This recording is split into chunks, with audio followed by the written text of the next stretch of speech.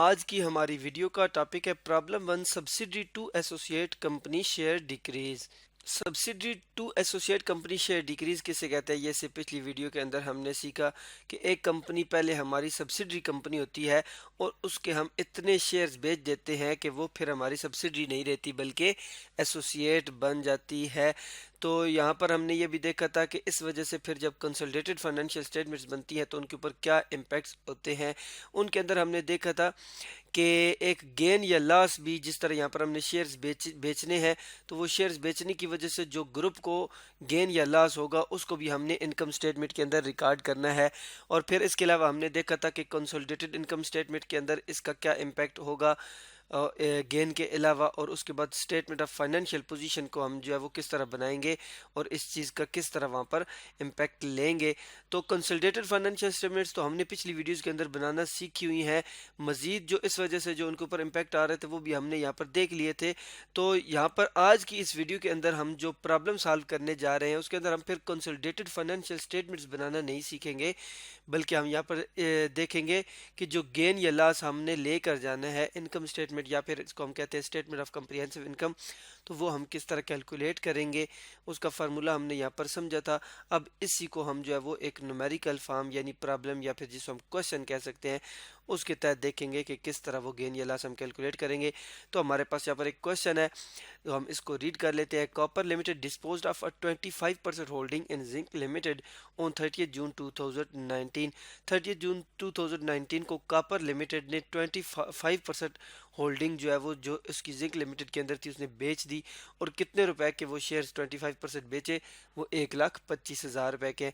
A 70% holding in zinc limited had been acquired 5 years prior to this, यानी ये जब बेचे हैं इससे 5 साल पहले 70% शेयर्स खरीदे थे कॉपर लिमिटेड ने। तो अब क्या पोजीशन है कि 70% में से 25% शेयर्स हमने बेच दिए, तो बाकी रिमेनिंग कितने बच गए जी, 47%। तो यहाँ पर हम ये देख सकते हैं कि पहले जब 70% शेयर होल्डिंग थी तो हमने पिछली वीडियो के अंदर भी बात सीखी थी कि अगर 50% से ज़्यादा और 100% तक शेयर होल्डिंग हो तो वो हमारी फिर सब्सिडरी कंपनी होती है। तो जब तक 70% शेयर होल्डिंग थी तो उस वक्त तक कॉपर लिमिटेड जो है वो पेरेंट कंपनी और जो जिंक लिमिटेड थी वो सब्सिडरी थी। लेकिन अब क्या पोजीशन आ गया कि अब ये 45% पे शेयर्स हैं कॉपर लिमिटेड के पास। तो अब जिंक लिमिटेड जो है वो एसोसिएट कंपनी है क्योंकि ये 20% से 50% के दरमियान है। तो यहाँ तक जब 45% शेयर होल्डिंग है तो फिर जो है वो एसोसिएट कंपनी होती है। मजीद बताया गया है copper limited uses the full goodwill method in accordance with IFRS 3 revise. तो फुल गुडविल मेथड यूज करके हम गुडविल कैलकुलेट करते हैं। फुल गुडविल मेथड का मतलब है कि ये है कि NCI जो नॉन कंट्रोलिंग इंटरेस्ट होता है, जिस तरह यहाँ पर अगर हम बात करें 100% हमारे पास शेयर्स थे तो टोटल 100% में से 70% हमारे पास है, तो बाकी 30% जो हमारे कंट्रोल में नहीं है, नंबर ऑफ शेयर्स उनकी जो परसेंटेज है 30%, इसी को हम NCI बोलते हैं। तो NCI को हम फेयर वैल्यू पर रख कर जब गुडविल कैलकुलेट करते हैं तो वो फुल गुडविल मेथड कहलाता है, जिसके अंदर जो हमारा हिस्सा होता है यानी ग्रुप का भी गुडविल का हिस्सा होता है और जो नॉन कंट्रोलिंग इंटरेस्ट है उनका भी हिस्सा होता है, जो कि हम पहले सीख चुके हैं। Goodwill was impaired and written off in full prior to the year of disposal. ये जब डिस्पोजल हुआ उससे पहले पहले ही जितनी भी गुडविल थी वो सारी की सारी खत्म हो चुकी थी यानी इम्पेयर हो चुकी थी। Details of zinc limited are as follows. Net assets at disposal date, जब ये डिस्पोज ऑफ हुए 25% शेयर तो उस वक्त जिंक लिमिटेड के जो नेट एसेट्स है वो कितने हैं जी, 3,40,000 के। Fair value of a 45% holding on 30 June 2019 was 2,45,000। तो ये क्या चीज़ है कि जो रिमेनिंग, जिसको हमने पिछली वीडियो के अंदर कहा था रिटेन्ड इंटरेस्ट जो हमारा होता है, जिस तरह हम यहाँ पर फॉर्मूले में लिखा था fair value of retained interest, तो ये जो 40% शेयर होल्डिंग है ये अब हमारी रिटेन्ड इंटरेस्ट है और उसकी जो वैल्यू है फेयर वैल्यू वो 2,45,000 हमें गिवन है।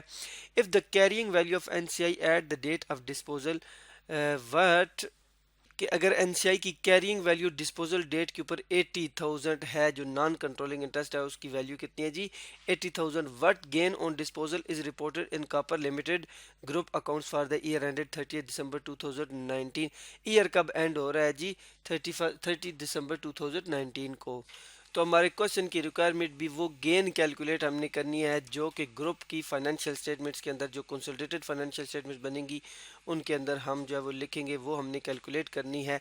तो अगर हम इस क्वेश्चन या इस प्रॉब्लम के सोल्यूशन पर आए तो सबसे पहले हम अगर देख लें कि ग्रुप स्ट्रक्चर किस तरह बनेगा, तो उसको हम यहाँ पर, तो वर्किंग वन को यहाँ पर हम ग्रुप स्ट्रक्चर का नाम भी दे देते हैं। और हम देख रहे हैं कि कॉपर लिमिटेड के पहले जो 70% शेयर थे जिंक लिमिटेड के अंदर, और अब जो है वो 45% शेयर्स हैं जिंक लिमिटेड के अंदर।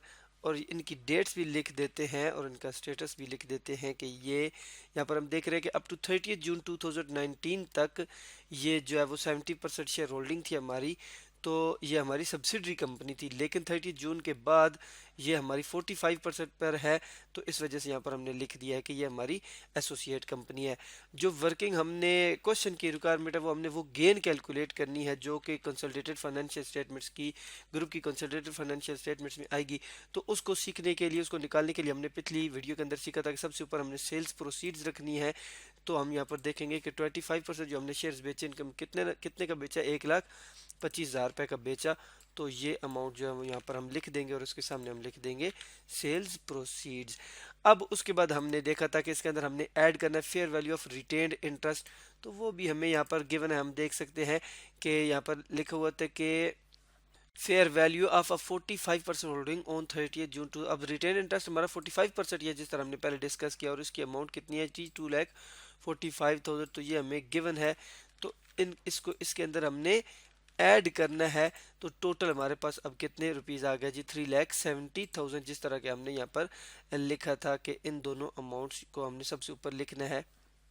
अब हमने क्या करना है जी, इन दो अमाउंट्स में से हमने लेस करना है जी interest in subsidiary dispose of. तो उसके लिए यहाँ पर मैं नाम दे देता हूँ less interest in subsidy dispose of. ये इंटरेस्ट इन सब्सिडी हमने किस तरह कैलकुलेट करना है कि सबसे पहले हमने लिखनी है जी net assets of subsidy at disposal date. तो यहाँ पर हमारे इस क्वेश्चन के अंदर net assets at disposal date given है, लेकिन अगर ना दी हो किसी क्वेश्चन के अंदर तो वो हम जो वो कैलकुलेट कर सकते हैं जिस तरह पिछली वीडियो के अंदर हमने एसेट्स एट इक्विजिशन और एट रिपोर्टिंग डेट कैलकुलेट किए, तो इसी तरह हम एट डिस्पोजल डेट भी नेट एसेट्स कैलकुलेट कर सकते हैं। तो यहाँ पर हम जो है वो 340,000 की अमाउंट है जो कि हमें गिवन है, यहाँ पर वो हमने लिख दी। उसके अंदर हमने ऐड करनी थी अनइम्पेयर्ड गुडविल एट डिस्पोजल डेट, लेकिन अब हम देख रहे हैं कि हमें क्वेश्चन के अंदर बताया कि goodwill was impaired and written off in full prior to the year of disposal. तो यहाँ पर अब गुडविल की अमाउंट नहीं आ सकती। उसमें से अब हमने लेस करना था कैरिंग वैल्यू ऑफ एनसीआई। तो कैरिंग वैल्यू ऑफ एनसीआई जो हमें गिवन है वो कितनी है जी, 80,000 की है। उसको हमने इस अमाउंट में से लेस करना है और हमने अमाउंट फाइंड कर लेनी है जी, जो हमारा सब्सिडी के अंदर इंटरेस्ट है वो कितना हो जाएगा जी, 2,60,000। अब इस 3,70,000 में से 2,60,000 लेस कर देंगे तो हमारे पास गेन आ जाएगी, क्योंकि 3,70,000 ज़्यादा है, ये अमाउंट कम है, तो हमारे पास गेन है ग्रुप गेन ऑन डिस्पोजल। ये अमाउंट जो है वो हम जो है वो जिस तरह हमने पिछली वीडियो के अंदर कहा कि इनकम स्टेटमेंट में जाकर हमने जो है वो इसको लिख देना है कि डिस्पोजल की वजह से हमें इतनी गेन हुई।